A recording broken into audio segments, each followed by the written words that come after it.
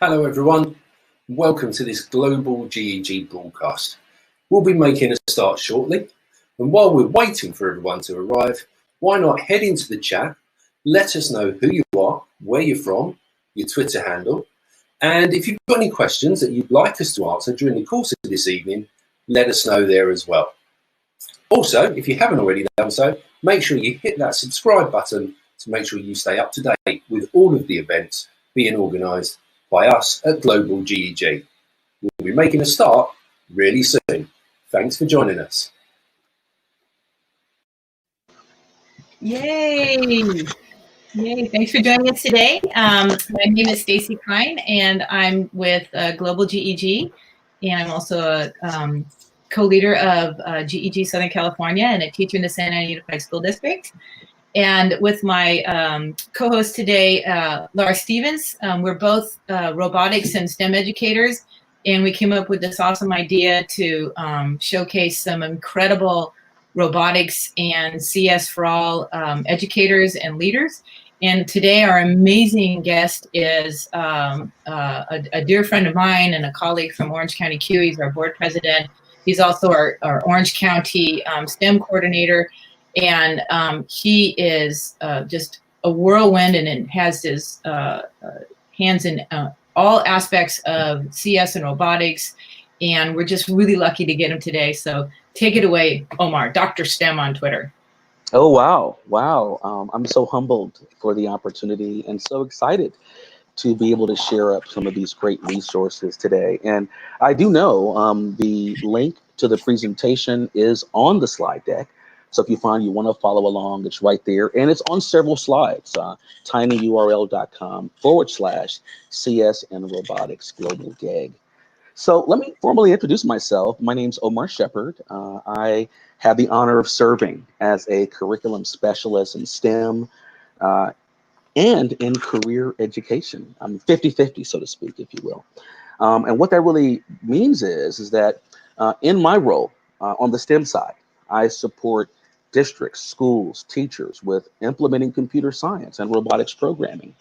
I also have the honor of co-leading with my collaborator from work, Julie Roney, the Orange County Robotics Consortium. And in fact, it really has been so exciting to serve as an official event partner for the Robotics Education and Competition Foundation. In addition to that, really in this space around STEM, in this space around computer science, it really began many years ago as we began our journey with learning how to build what we called STEM ecosystems in Orange County. And it's interesting because this notion of ecosystem really was around thinking of ways we can bring in before school, during school, after school, and all different support providers to really support the community in supporting students in being able to embrace STEM learning. And it really has been such an exciting journey to support districts as they begin to assess what is their STEM landscape. One of my honors has been through the work with CS for All to learn about the script process. That basically is to say that we're all going to come to computer science in different places, right? So SCRIPT is actually an acronym: Strategic, CS for All, Resources, Implementation, Planning Tool, right? Supporting districts in assessing where they are in computer science, right?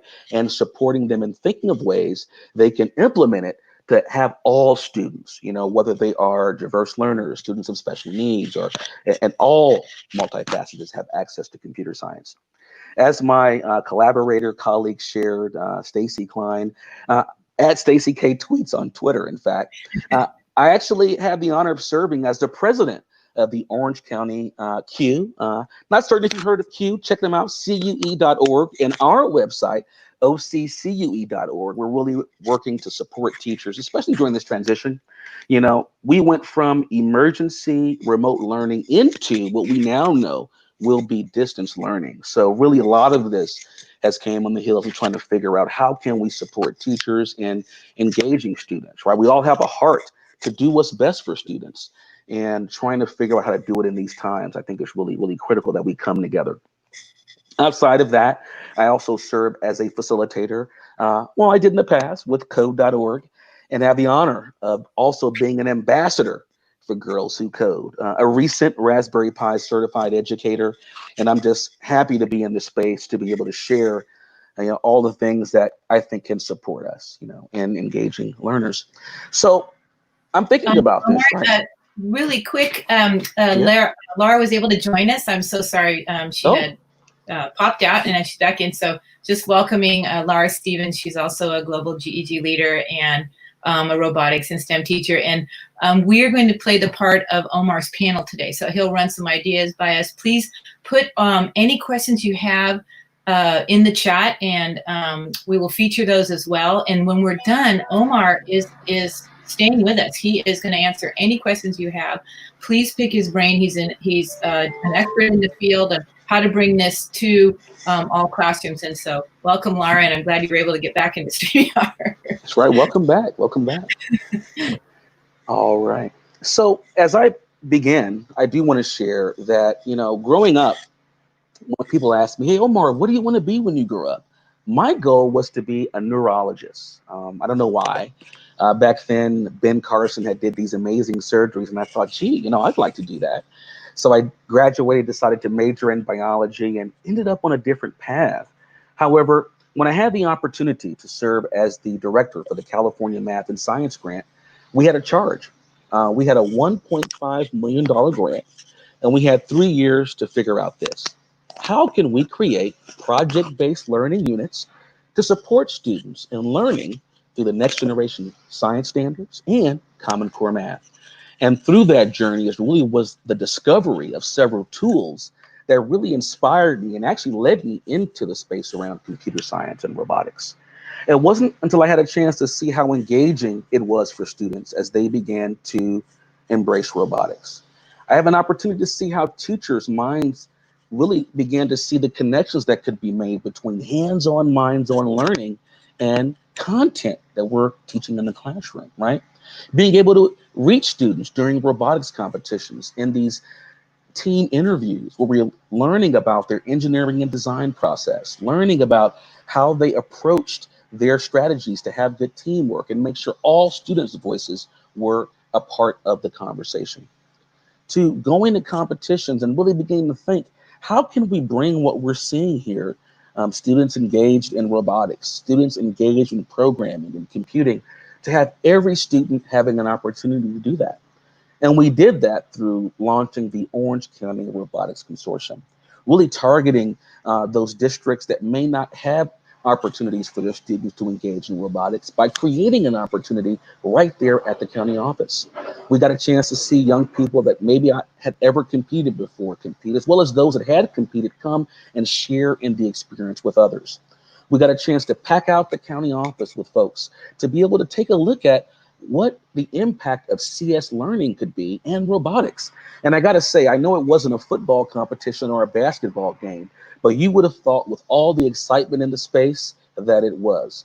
We had young learners demonstrating their excitement to collaborate and to compete in this environment. And it was so exciting to be able to think about that. We had teachers beginning to think, well, gee, if we're getting students so engaged in this way, what are some ways that we can reinforce and revisit content standards along the way of engaging in robotics? So what I want to do right now is just really kind of take a look in the chat. I'm going to do my best to glance at the chat window. If you wouldn't mind sharing what area you're from, region or state, what grade level you work with, and maybe something you hope to glean from our time together today.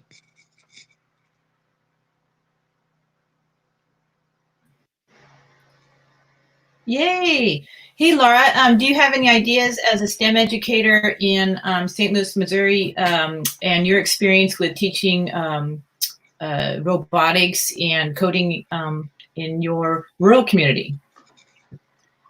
I would just like to be able to figure out, in my mind, most of my kiddos right now are agricultural, and I'm constantly looking for ways to bring in that kind of mindset and blend that agricultural future farmers of America with my geeky robotics technology kind of nerdy kids and the way to bring them together.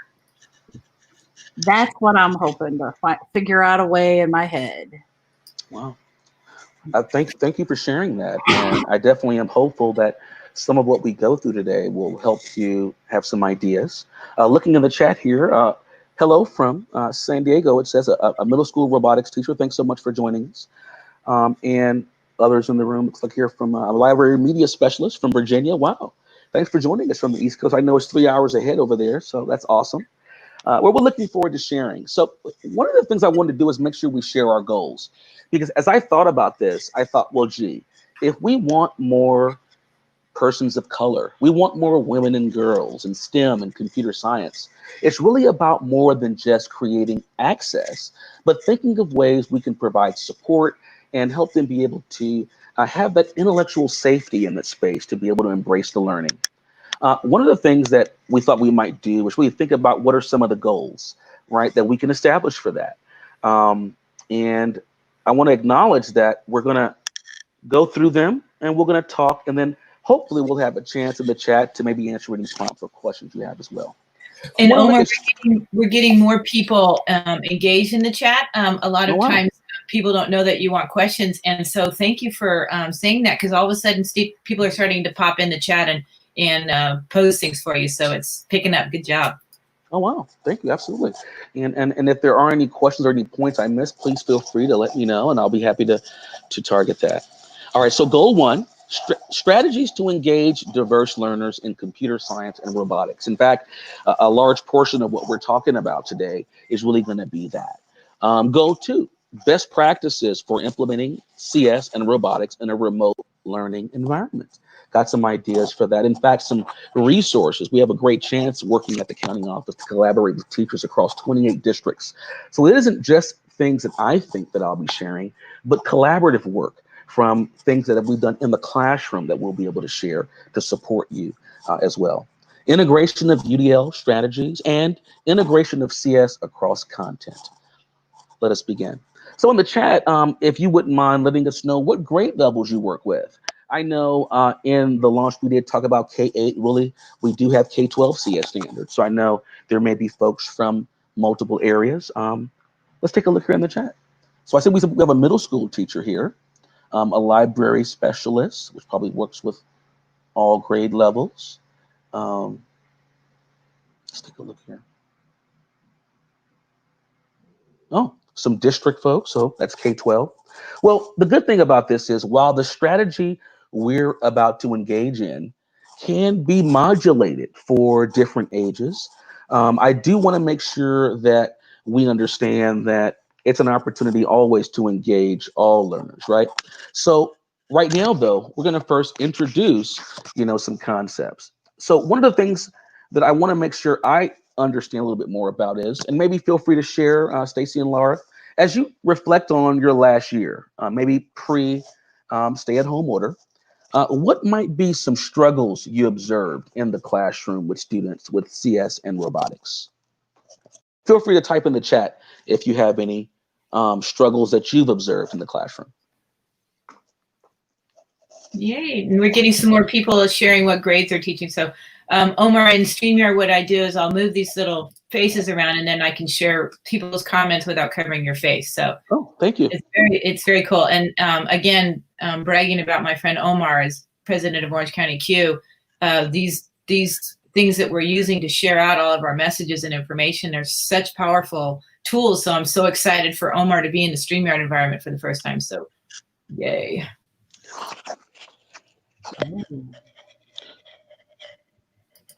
I know for me, one of my biggest challenges was the idea that I can't do this, it's too hard, and then they just kind of shut down. Thank you. And I know something that Dana is in the chat right now. You give it up to Dana. She's our global GEG leader from Nevada. She's part of Q Nevada, Omar. So you may have run into Dana before. Yay. I'll meet up in Palm Springs someday. But Dana and I are really trying to address how to get our girls and our students of color Dana I recently tweeted that she had 91% success rate passing the CS Principles AP exam. Oh, wow. Students are almost predominantly students of color. That's And she has Black students, but both of us struggle with keeping our girls in STEM. I address that by having a Femineers group, but how would you recommend addressing that, Omar? Well, I definitely think that, now, I heard a few questions there. The specific question was addressing. Probably because her 91% rate was almost predominantly students of color, which is already, that's fantastic. So we're addressing that need there. But girls, she said it was really hard to get her girls engaged and find the value in it. So what are some there for you? Well, I definitely know one of the things that we've been doing in Orange County is really trying to find ways to elevate representations to have girls to be able to see themselves in computer science. The National NCWIT, the National Council for Women in Technology, is a great organization that supports elevating women in computer science. In fact, they actually give out a scholarship each year to girls for their efforts and their work in the CS space. Outside of that, one of the beliefs I firmly have is it's about understanding the importance of beginning early. We have a partnership with Girls Who Code, and I would highly encourage you to seek out their resources. You know, finding ways to create opportunities for girls to come together in safe spaces to be able to learn about programming or coding and see the ways in which it can impact their lives would definitely be a great approach. And I can share some of the resources provided by Girls Who Code really would be targeted to support them being able to see themselves in the space. And I hope that's helpful. Also, we're going to engage in a few activities now and some discovery, and I'm hopeful that some of the resources we share will help you there as well. Okay. Yay, thanks, Omar. And Laura had to step away for just a bit. Sure. Shortly. Absolutely. So with that being said, I wanted to think about this as we think about when we've given students even an opportunity to program, an opportunity to code, an opportunity to engage in what we'll call a computational thinking activity. What might be a percentage of your students in your classroom that have demonstrated or exhibited CS anxiety? That's definitely something I ask for you to reflect upon for a moment. I don't know that you'll actually need to respond to it, but it's something to think about, that learning anxiety, right? And I think it's important to acknowledge that we have students from diverse spaces, diverse backgrounds. How can we think of ways of giving students an opportunity to build that interconnected? Well, I do want to share with you one of my just really exciting discoveries, and I want to give full credit to the great Ed Campos. He's a great gentleman that is also a friend of Q and a leader in the CS space. And his introduction to me to this work around culturally responsive teaching. Now, these notions around culturally responsive teaching specifically weren't new. Rather, it was this additional exploration of understanding culturally responsive teaching and the brain, how the brain learns, how the brain works, and ways we as educators can consider structures we can establish in our classroom, ways in which we can consider engaging the students that allow us to be able to be sure that we're giving opportunities for students to have the greatest opportunities through intellectual safety and accessing their true intellective capacity. Now, these are some broader concepts. I know that we won't be doing a full book study on culturally responsive teaching in the brain right now, but there are some points that I think that are particularly interesting to share. And it all began when I was challenged to never enter into a pedagogy of poverty. Now, when I first heard this concept, I said to myself, a pedagogy of poverty, what do you mean? Well, essentially, it was this idea that as we're working with students, maybe there are diverse learners, right? And we're observing them engage in challenge or struggle, right? Rather than maybe providing support or giving them additional time, we'll maybe water down the material or actually spoon feed them the answers. And it doesn't necessarily allow them to truly develop ways that they can access their true intellective capacity. Now, admittedly, as I thought about this, I said, gee, you know, it reminded me of being in a session where I am working with educators and we reach that space, excuse me, I apologize, where you ask a question and it's that silence. How much time are you going to let go before you say something, right? Well, similarly in the learning cadence, right, in the learning process, how much time are you going to allow before you intervene? And what will your intervention look like, right? And I think that was the most interesting aspect of this, as I think the notion of productive struggle and when struggle is really struggle and how to shift that into strategies for support and access to additional resources and what that might look like. Had this been a formal session, admittedly, I'd break us off into breakout rooms right now. We'd have some conversations. But since we're in this live environment, I'm going to just spend some time walking us through these notions developed through this framework, this Ready for Rigor framework, a framework for culturally responsive teaching, right? And I want to share one of the reasons I'm finding this most critical is because if we think about, right, what's required when students engage in robotics, what's required when students engage in computer science, right? It's going to require them to, in some cases, dig deep because the content can become quite rigorous. It can become quite complex. So how can we create safe spaces, safe learning environments for students to be able to access their true intellectual capacity? If you are following along, the link to this document is on the presentation at the bottom there on the slide. All right, the first element. So as I review this, I want you to think about how might incorporating this element impact building safety in my classroom, right? The first element is awareness, right? All right, know your own cultural lens. Understand the 3 levels of culture. We're going to dive into those in a moment. Recognize cultural archetypes of individualism and collectivism. Understand how the brain learns. Acknowledge the socio-political context around race and language. Recognize your brain's triggers around race and culture. Broaden your interpretation of culturally and linguistically diverse student and learning behaviors. I'm going to pause there. This is a really rich set of text around awareness. Each of them can give us an opportunity to really reflect on it individually.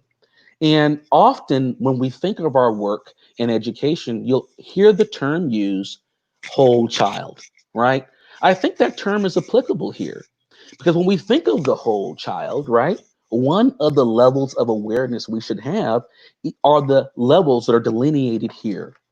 But the one that I want to focus on now is really supporting us all in understanding what in the world are these 3 levels of culture. Well, in this graphic extracted from Zaretta Hammond's resource on culturally responsive teaching and the brain is a delineation of what those 3 levels of culture are, right? Surface, right? Shallow, deep. Admittedly, when I saw the surface culture, this isn't necessarily related, but it's kind of related. I was reminded when I heard of the term code switching, right? As an African American going in between different spaces, right? I'll have to toggle the switch on, toggle the switch off in how I speak. I might navigate different talking styles to allow me to engage different spaces, right? But then there are those that go a little bit more deep. And while it says shallow, it doesn't really mean shallow. It really, if you look at it, is more into the true culture, right? And then the deep, right? And we're going to take a moment to just glance at this. So on the surface level, this level of culture has a low emotional charge. So that changes don't create great anxiety in a person or group. This level is made up of observable and concrete elements of culture, such as food, dress, music, and holidays, right? So on that surface level, right? No real emotional charge. I observe how others are speaking differently. I observe how others are dressing differently. I observe others observe different holidays than I observe. A lot of observes here, sorry about that. But you get the point. Shallow. Now, this is more text. I'll read it slowly, but I think it's important to kind of consider.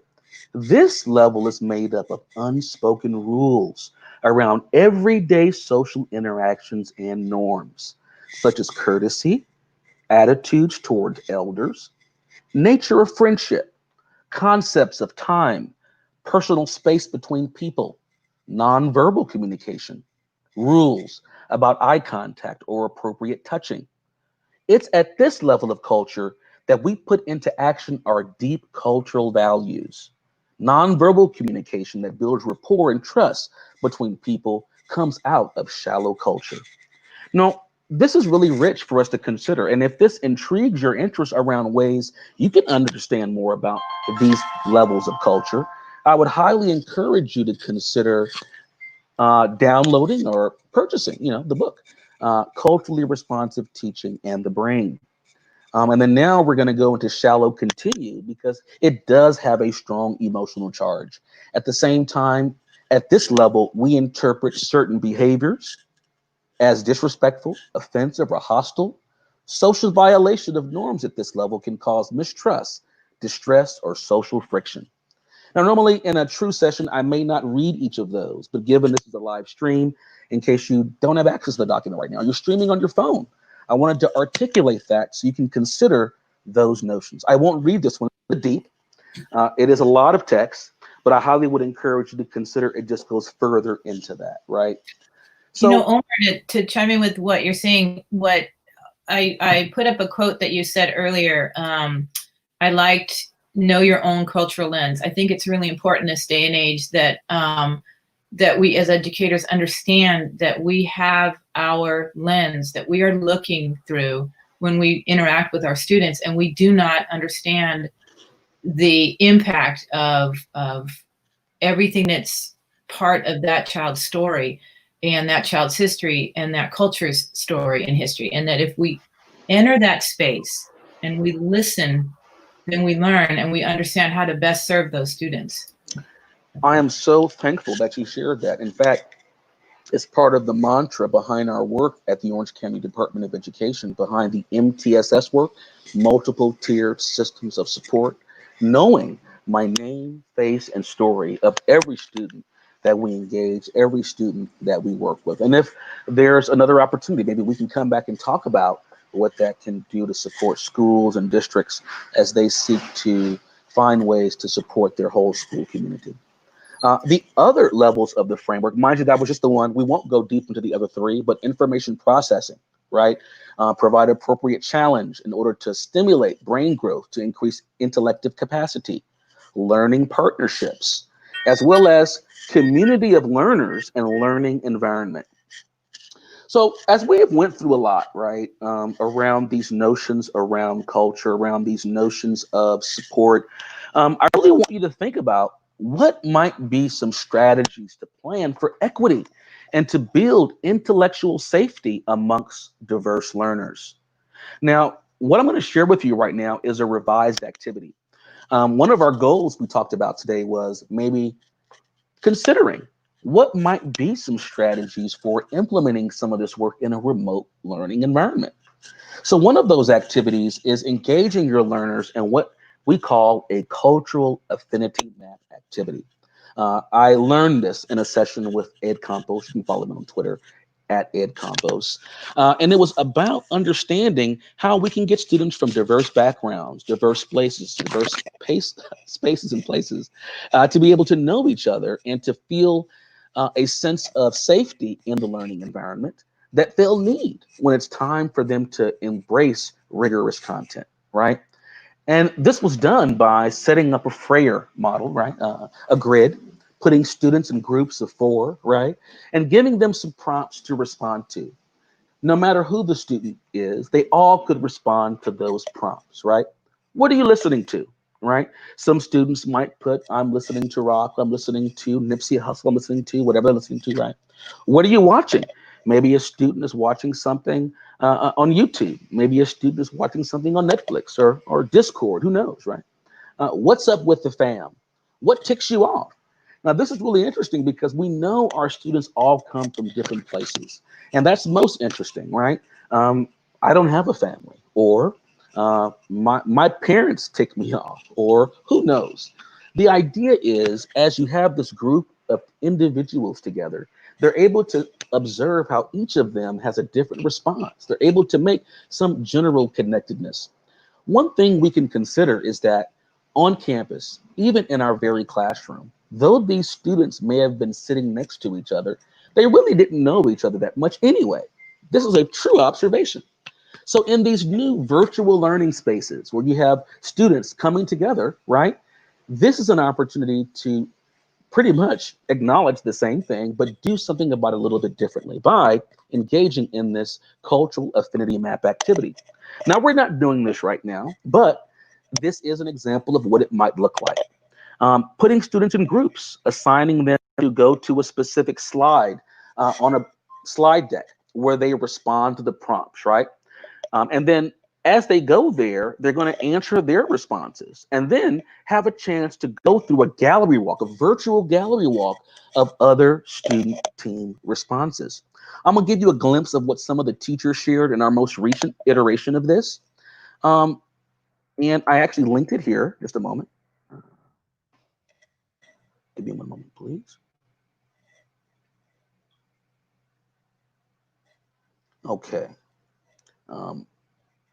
I am going to try to access it. What I'll do is I'll pull it up in a future iteration. I thought I had it linked here, but apparently I clicked off of it, and it did have a representation of how those teachers responded to that. When we did get feedback on the activity, the teachers shared that currently there's a lot going on in the world, a lot of really challenging things, and the prompts gave the students, the teachers rather, a way to talk about things in ways that weren't so heavy, in ways that weren't so difficult to speak to. So I really think that those were an opportunity to really acknowledge that as those students are going through that gallery walk, they're getting a chance to see how others responded and how others were able to interpret those responses. There is something I'm not sharing. The gentleman shared with us some interesting approaches that can be used in a physical environment. In a physical environment, there's a lot of things you can integrate, such as music cues, to be able to either bring the room back together or have the students move between those charts. However, as we're considering this in a remote way, that is the ways in which we would look at that. So with that being said, what we're going to do now is kind of proceed to kind of think about the robotic piece. Let's pause. We've talked a lot about ways in which we can engage our learners to create safety in the space, to support students as they need to access their true intellective capacity to be able to embrace rigorous content. And we've done that because we know as we prepare to engage the robotic work, it will inherently become a lot more technical. So I want to orient you for those that haven't had a chance to become familiar with the California K12 Computer Science Standards, inspired by the K12 Computer Science Standards, to understand more about really what's involved, right? So there are core concepts and practices associated with the California K12 Computer Science Standards. This graphic here developed by a wonderful person I met out in the San Diego area. He's the computer science coordinator, Mark Landsberger, a great gentleman doing some great work out there to promote and support computer science in the San Diego region. And we understand that within the concept of computing systems, interestingly CS, but in this case, computing systems, we're looking at devices, hardware and software, and troubleshooting. Any of us that have had any work in the robotic space can acknowledge that this is a true space that you find yourself in, right? Working with the device, right? The robot, working with the program to code it, the hardware and the software, right? The device, the hardware, the software, troubleshooting, debugging your code, figuring out how to get things to work properly, right? That's a huge part of this. Networks and the internet, right? Data and analysis. Often the one that's only considered when people think of computer science, algorithms and programming, right? Algorithms, variables, control, modularity, right? When we think of modularity, what we're really thinking of is how can we identify modules within a program that can be used in other spaces of the program or in other programs, and program development. Often, in my opinion, one of the most discounted considerations around computer science, and one we're going to actually look at, 'cause I think it's important, and that is the impacts of computing. Take a moment to consider all of the developments in our society over the last, decade or so, right? In the sense of technology and their impact on culture, social interactions, safety, law, and ethics. In fact, if you look at this graphic here, it actually delineates what each of those really speak to. And further in this presentation, way at the bottom, if you are following along, we do have links to all these resources that you can access. And I highly would encourage you to take a look at it. And I'll give a plug right now. You can always check out our website, as I do work with the Orange County Department of Education at stem.ocde.us. Click on the computer science tab and you'll have access to our resources. Also, if you're looking for resources around robotics, you can also check out our Orange County Robotics Consortium tab there as well. My collaborative partner, Julie Roney, and I work together to really support teachers with that. All right, so as you think about this work, I want you to also understand that there are these core practices, right? Look at practice number 1. Can you believe it's actually called out in the standards? Fostering an inclusive computing culture, right? Number 2, collaborating around computing. Number 3, recognizing and defining computational problems. Number 4, developing and using abstractions. Number 5, creating computational artifacts. 6, testing and refining computational artifacts. And 7, communicating about computing. I wonder if that's what we're doing right now, if we're communicating about computing, or rather computer science in this way. So are you ready? Are you ready to take all those things that we've learned, all those ideas for building a culturally responsive CS space to engage your students? But you're wondering, how might I do that? Well, let's talk about that. It's all about engagement. Hashtag OCDE Summer of CS. All right. So one of the things I often recommend that we do is consider starting up a robotics team. While we may be starting virtually or remote, we may call it, there's a lot of work that we can do to support students in learning the skills they would glean from engaging in robotics, right? It's educational, it's hands-on, they can be creative, they can be able to engage in problem solving, they can work collaboratively, it can still be competitive and fun. Think about the things that are associated with it, right? When you're thinking of ways to collaboratively get students to work together, whether in a remote space or if you have the opportunity to get back face-to-face, all thinking about their team identity. Having all the students have input on the team name, having maybe an artist amongst the team develop the team logo, having the team come up with their colors and their team tagline. We can do it, right? Think about the team roles. Every student can have an opportunity to serve in ways that supports them in being able to access their skills and develop new ones. If you do have the opportunity to maybe have a student that can receive the robot, maybe that student can be the builder. Maybe another student can work on being the programmer, and another student can be the notebook manager. It is a little different than how it might considerably be in a traditional setting, but it can be an opportunity for students to still collaborate and work together. Now, one of the things that we also share further down in the link is a document shared by the Robotics Education and Competition Foundation that does have some insight on cleaning the robot. So maybe an idea could be is to cycle through this process, right? Have students participate, have the robot brought back to the school, maybe it's cleaned, and then it can be sent out to another student. Of course, these are just ideas, as we do have completely virtual ideas we're going to share as well. And then think about also opportunities for team within a team, right? If we're working virtually, we can have students working together. Maybe you can have all of the programmers from all the other teams make a sub-team to be able to work together and learn from each other. there are lots of opportunities here to think about this if we're open to new ideas and ways that we can engage our learners. One of the most exciting components of engaging in robotics is given an opportunity to take a look at how students think and looking at how students document their learning in their engineering notebook. Maybe you've done robotics before, but maybe haven't observed the structure of a robotic education and competition foundation program, because a engineering notebook is a huge component of it, where you're delineating information around project management, organization, game theory. And the next slide,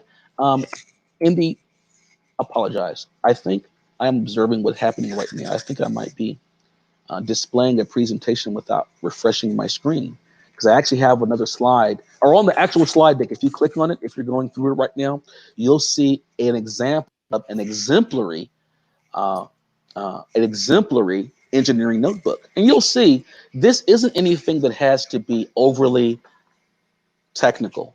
This can be something that can be done by hand. You can have students draw. You can have students use ruler and pencil to be able to draw out their ideas. You can have students be able to contribute to it in that way. For the sake of sharing, I would like to maybe refresh my screen. Yeah, Omar, I popped in to say go for it. And I have your slides loaded on another shared screen as well. And just want to tell you, your chat's on fire.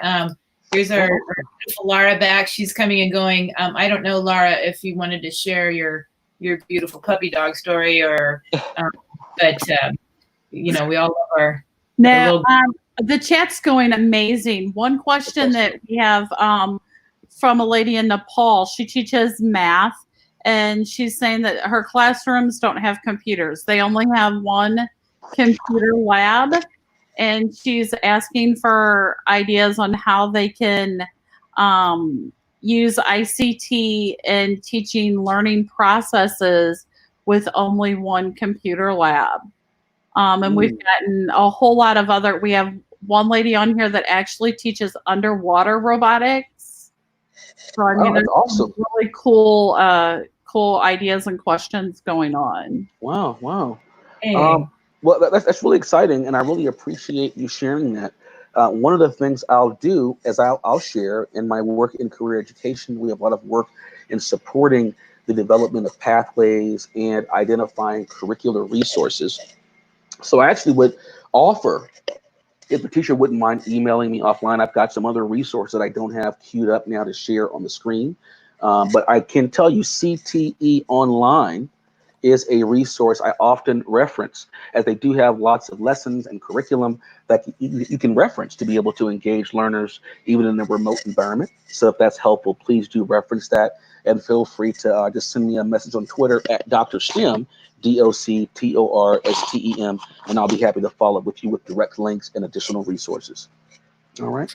Yeah, that's great. Omar, if you refresh your screen, it'll show. And then we've been sharing your Twitter handle in the chat. So if you want to reach out to Omar directly, definitely send him a Twitter DM and pick his brain. Absolutely. What I'm going to do right now is just try to go to my drive, see if I can't locate. So earlier when we were talking, I know I didn't have it linked, but this is just to kind of show you when the teachers did observe that cultural activity. These were some of their responses. Acknowledging we did not use TikTok. We did what really pisses you off with teachers. We brought it down in the model to show how it would be used with students. But in this example here, the teachers responding what they're listening to, what they're watching, what's up with the fam, you know. And as you go through these, you're seeing each of the responses really gave points of conversation, right, for each of those. Oh, I haven't heard of that show. Tell me about it, right? So I want you to know it wasn't just the activity, but the true richness is the conversations that happen in that group after the participants go through that activity, if that makes sense. And then let me go ahead and go back to the presentation. Just one moment here. Okay, present. All right. All right. So with that being shared, so you really want to begin thinking about, when you're engaging your learners, opportunities to support the teams, to giving them opportunities to practice, develop skills, and really keep the focus on the students as we as teachers are able to guide that and really have our voice lead it rather than having it really be a student-driven experience. And it's a great opportunity to collaborate, right? Some of those elements of team development that I described give you great opportunities to collaborate, right? Whether with an art teacher to really unpack, developing team graphics, developing team handouts or a website, or having ways to create designs, involving math teachers. A lot of teachers I've worked with, their first entree into some of the space around robotics was through Project Lead the Way. They learned about things like gear ratios and power and things like that. Well, you can also extend that and thinking about ways you can bring in those concepts as you're working with your students, right? Working with the English department, right? Let's think about this. As we're working with students in a remote ways, what will students read? What will students write? Maybe have students develop something. It could be a technical report or even a narrative talking about their experience as they went through the process of engaging in this. And one of the things that we observed in this, I don't know if you got a sense when you look at any of the pictures from the competition, but it feels a lot like a real competition, a real game when you're competing in robotics. Involve the PE or the coaching staff. They're great on things like sportsmanship and teamwork and building strategy.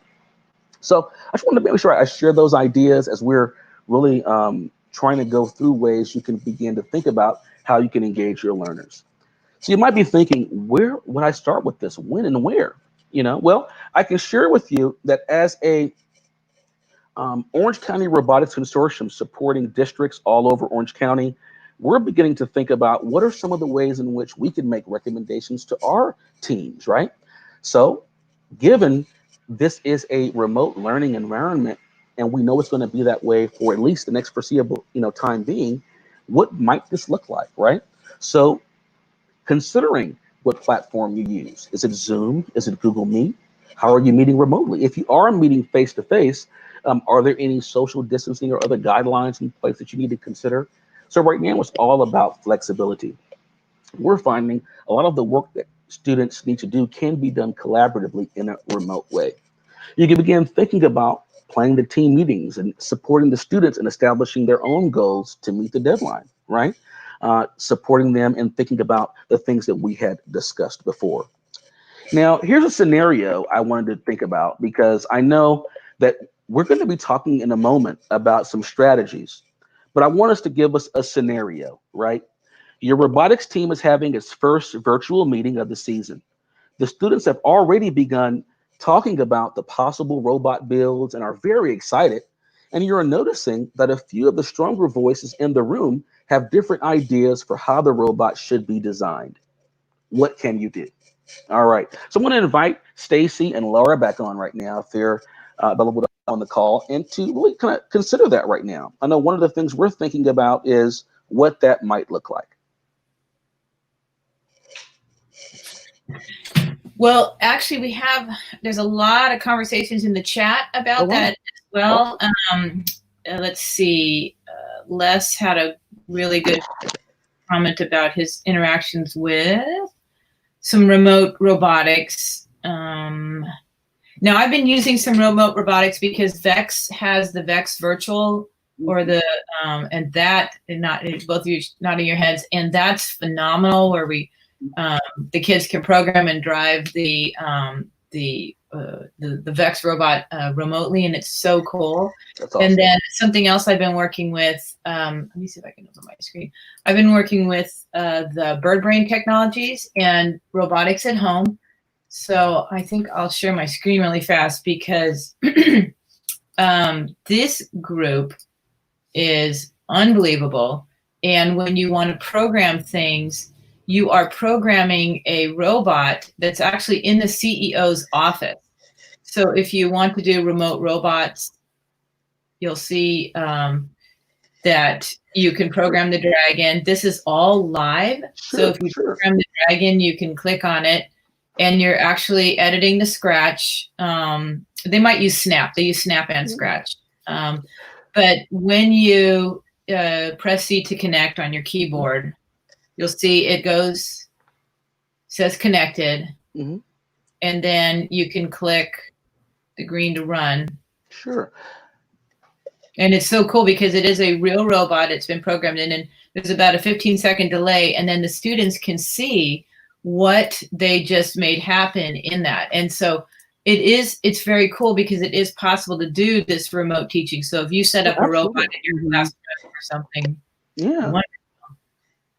Well, one of the things I definitely want to make sure we explore are just strategies. Let's consider we had students in those 3 roles that we talked about before. Maybe you have students in teams of 3. Maybe one student's at home, they're the programmer. One student's at home, they're the builder. The other students at home, they're the person that is developing the engineering notebook. And they're coming together on the Zoom, and you're their coach, you're the person supporting them, kind of supporting the facilitation. So maybe you pop in, you observe they're having some disagreement about what build they should go with.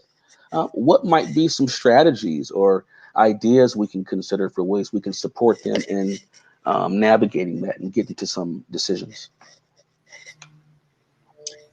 I always try to have my kids do basically like a pros and cons. Oh, wow.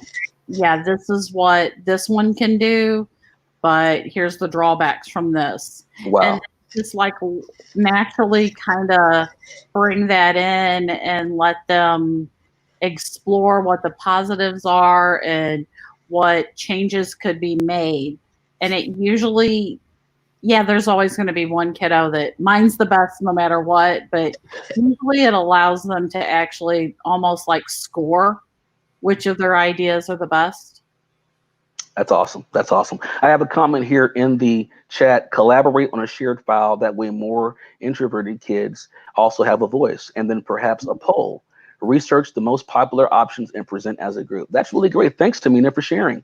One of the things that I also consider is introducing a SWOT analysis to the students. You know, for those that may not be familiar with SWOT, you know, strengths, weaknesses, opportunities, and threats, and put it in a grid and really write down what those things look like, because it really becomes a strategic conversation in many ways.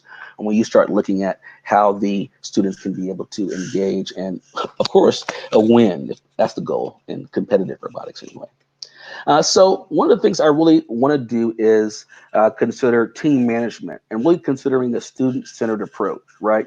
So in student-centered learning, we want students actively involved in learning opportunities, introduce their knowledge and skills in the engineering design process. And we want to make sure we're applying that in a student-centered way. That way they have ownership on how their robot is built, designed, and how they developed it collaboratively. Notice I put in robot skills matches. One of the ideas that we're coming up with, very much resonating with what Stacy just shared. Think of it this way. Yes, VEX has loads of resources that we're going to be looking at in just a moment for coding at home and programming at home. But what we understand is that if we have students doing these robot skills challenges, maybe there is a pre-built robot set up somewhere, but we have students programming their skill challenge, and then that program is uploaded to that robot and we can have it navigate that way. That could be a great way to be able to do some remote competitive robotics in ways that can support the students and having an experience that's very much analogous as far as the programming aspect is concerned. I'm in the chat at the same time, and I'm shouting out what Laura and I do. And Tamina brought up about the concept of STEAM in the chat, and Laura, and that's generally what we say now, Tamina, just in the United States, that the arts are integral. The arts are the biggest employer in the state of California. I have one word for you: Disney. So it's neat that it's being embraced. And, you know, props to our STEM colleagues and the mathematicians and the engineers of the world. This does not minimize STEM at all. This is about adding art, that component. If it's the way to get the student into the classroom, if it's the way to our girls and welcome them in, students of color, whatever they want to bring into the STEM classroom, and we make it a STEAM classroom, and it magically evolves and gets more amazing. And it's just, there's no component of what we do every day that doesn't have an artistic component. So STEAM is the new STEM. You have to add that creativity. You have to have that creativity. Absolutely. Absolutely. And if we think about art and technology and how they go hand in hand, things have to be aesthetically pleasing. So it is also the creativity aspect, but also thinking of the consumer aspect and what we create, that we want it to be pleasing to the eye as well. So it definitely has a hand in hand approach in some ways. So as we begin thinking about, though, this idea of student-centered team management, as you are working with your students, here's a few reflective prompts to consider. Am I teaching or am I telling? I like that, Omar. Am I encouraging students to express their voice before sharing my thoughts? Are the students asking for my assistance, or are they able to be independent? Are students able to use the knowledge and skills that I'm sharing independently in the future? So these are ways that we can think about that concept earlier we shared, right? Staying away from that pedagogy of poverty, where we're really thinking about that space where we can empower students and give them the space to be able to answer those prompts, but be there to support as it's needed. Now, we won't go through these slides now, but I do encourage you to take a glance at these.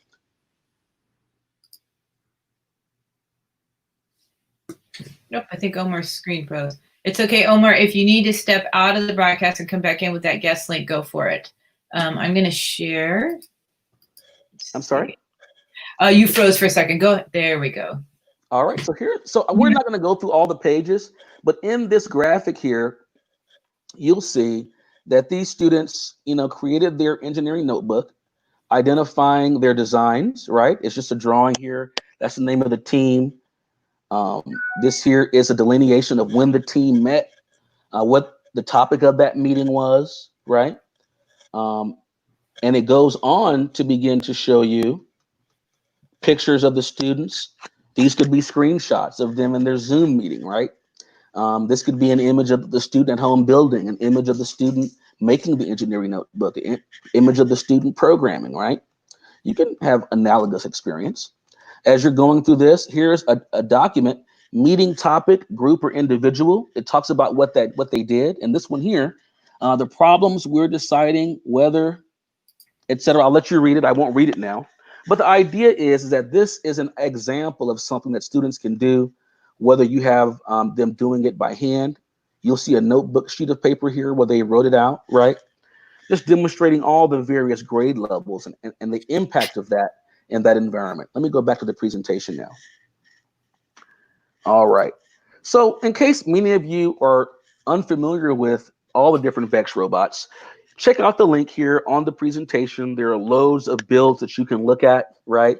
Each of these builds is an opportunity for you to consider how you can give a student that voice and choice in what they're developing and what they're creating. And it's a great opportunity for you to be able to give them the resources they need to get the build going at home. Now, this is what my colleague Stacy was sharing earlier.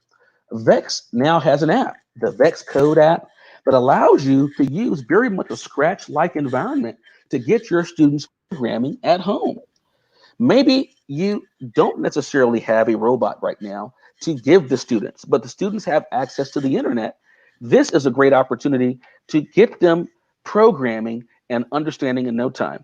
What I want you to see right now is this great resource developed by a colleague of mine, Katie Saucedo, working with her students as they began to do robotics. One of the things she did was develop a challenge list. On this challenge list here is a series of challenges that the students must accomplish in order for them to be able to, meet that goal. And then further in the presentation, we'll come back to those resources, right? So put their name, their bot number, the bot name, but really you're going through this, right? And the steps that they can do. Now, let me show you the different presentations that were developed. Here in this VEX Quick Code presentation is a series of activities, right? So first, 1 foot forward, 1 foot backward, right? So in the beginning, students are being introduced to how they can drag these blocks of codes. Now on the slide deck, I didn't spend time on it because I figured we could talk about it here. All of these lessons, all of these examples are available for you for free in the VEX Code app. Mm-hmm. They've got lessons, they've got videos, they've got tutorials, and it's all available for you. Look at this one here.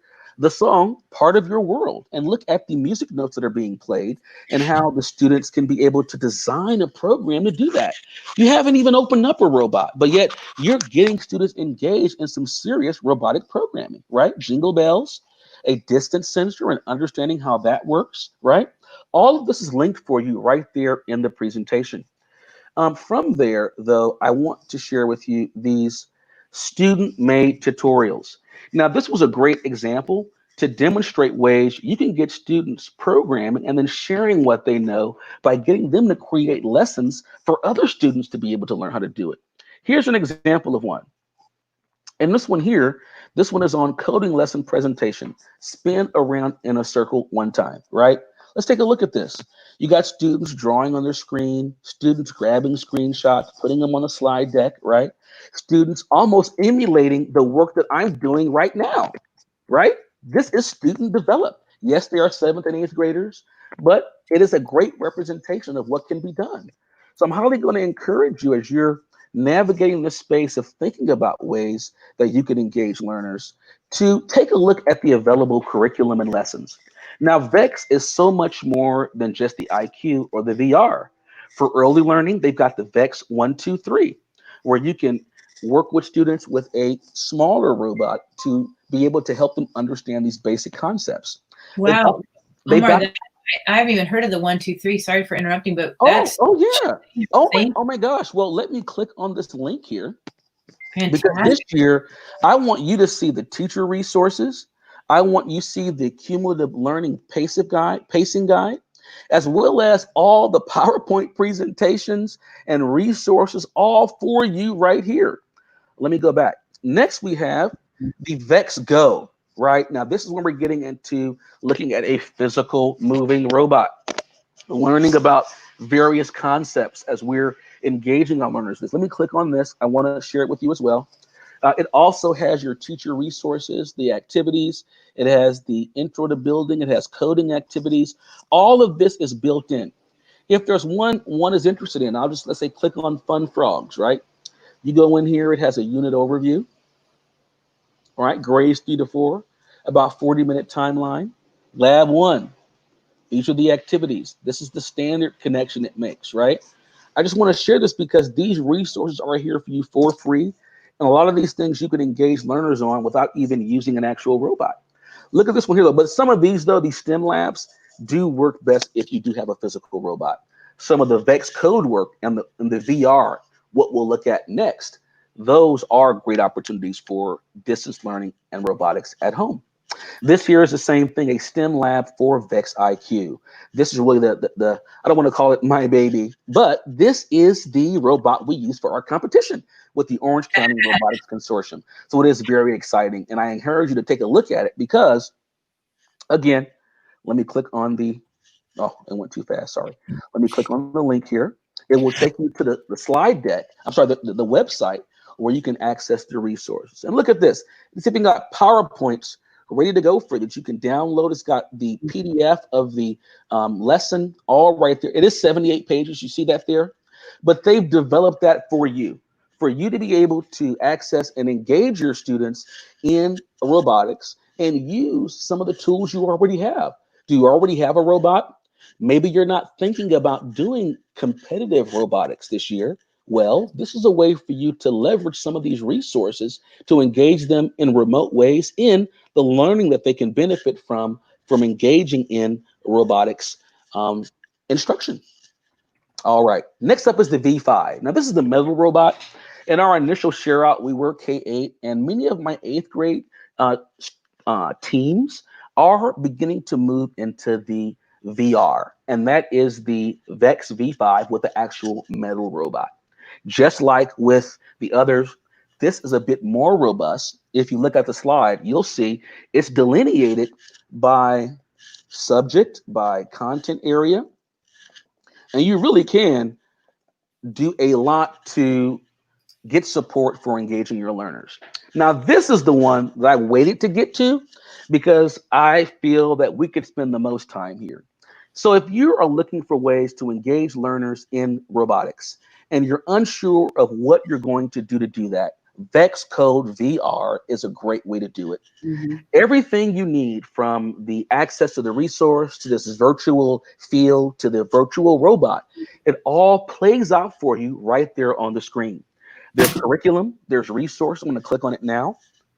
Again, sorry about that. I'm going to click on this.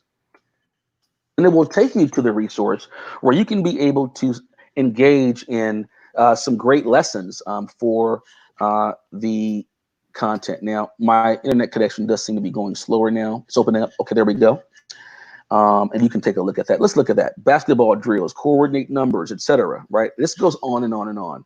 And it's all available for you for free from the Robotics Education and Competition Foundation. Well, with that being said, that almost brings us towards the end of our presentation. I do want to make sure that if there are any, comments or anything that I haven't caught, that we do catch those now. But I do want you to know that the Robotics Education and Competition Foundation has put together a great season starting guide. So if you are interested in doing some competitive robotics, there are some new considerations in light of COVID-19. The number one being, check out in your local area if sports or those types of competitive activities are approved. And then from there, think about contingency planning from there. They've got all that for you right there. And Omar, I'm dropping a link to the Orange County Robotics Consortium from your website. And again, you guys, I can't stress this enough. Omar is our guiding light. He leads our in-services and PD, and we collaborate together. And he's just genuinely a delight to work with, and just, I swear, the hardest working man in robotics. So I'm gonna drop it in the chat. And then I'm thinking that Lara and I are going to work together a lot with this stuff, because we're all trying to do this distance learning with robotics. I'm thinking that maybe we can check out kits to students for 4 weeks at a time or something like that if we're virtual. Some of this stuff is very inexpensive, and you're not going to get a lot of loss. That's awesome. The students, but it is going to get in the hands of kiddos. And then Lara and I can practice some of this stuff until we get you to come back and visit again. Absolutely. And please note, I'm on a slide right now. This slide here shows you some support for integrating. If you're thinking of ways you can integrate across content, please do check out this slide. And there's links to all of the computer science resources and the progression chart. And for those of you that are still in the space that are considering ways to build instructional continuity, I'd be remiss if I did not share the Orange County Department of Education's resource for instructional continuity. Whether you're a school counselor, an educational leader, an educator, or a member of a family, there are resources that are curated there to support you in making learning meaningful and engaging your community. So I want to thank you so much for joining us today. And again, please do follow me on Twitter at Dr. STEM. And remember, CS for all, it's more than a hashtag. And thanks for joining us today. Yay. Omar, would you share that screen? I meant to share the screen, and I threw you back on. Go back to the one about the Orange County. Oh, sure. Thank you. Absolutely. People actually love watching these videos over and over again. I recommend we have like hundreds of videos now with Global GEG. Put it up on double speed. All the little pauses and normal conversational things that we do aren't necessary when you're watching this again. So you put it on double speed, and you can really get all the information that you wanted and still really enjoy the video experience. And Omar, we cannot thank you enough for coming. Oh. You wowed me more than I even expected to be wowed. And you're not only the hardest working man in robotics, but the calmest person too. Just wow. Well, thanks so much. I really appreciate the opportunity. And if you are looking for any additional professional learning around computer science, or you're looking for some additional engagement, we do have the OCDE Virtual Summer of CS going on right now. Every day Pacific time, Monday through Friday. So it's today and tomorrow, Thursday and Friday at 3 to 4. And that's going to be, so you can check out the website, email, and I will be happy to send you the Zoom link. And next week on Tuesday, we'll be starting off our week with SkillStruct, learning about HTML at 3 o'clock. On Wednesday, we'll be doing a talk with Girls Who Code. So if you're looking to engage girls in CS, you want to learn more, be sure to join us at our talk with Girls Who Code next week on Wednesday at 3 o'clock. And then on Thursday, we'll be doing Coding at Home with Ozelbot. So be sure to check us out for that as well. You can check out the website stem.ocde.us, click on the computer science tab, and you'll find that right there. I want to thank you all so much. And hey, thanks again, Stacy, for the opportunity.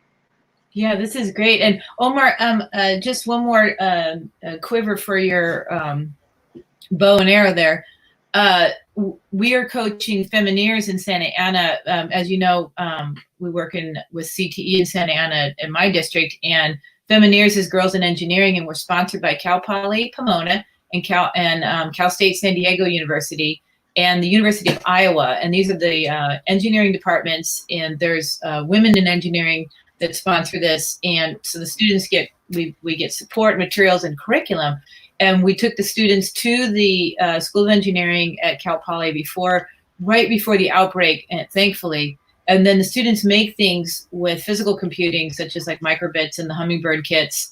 And then they have a demonstration in May where they can make anything they want. They can any piece of art they can bring to life, and they're incredible projects, and it's very engaging, and it's only girls, and so it's the safe space for these girls to be present in an engineering field, so that they transition to high school and continue and run their Femineers groups. And if they stay in the program, they get $1,000 to the university, one of the three universities. Well, I definitely will encourage those that are interested in looking at more ways and organizations that support women in technology. Look up NCWIT.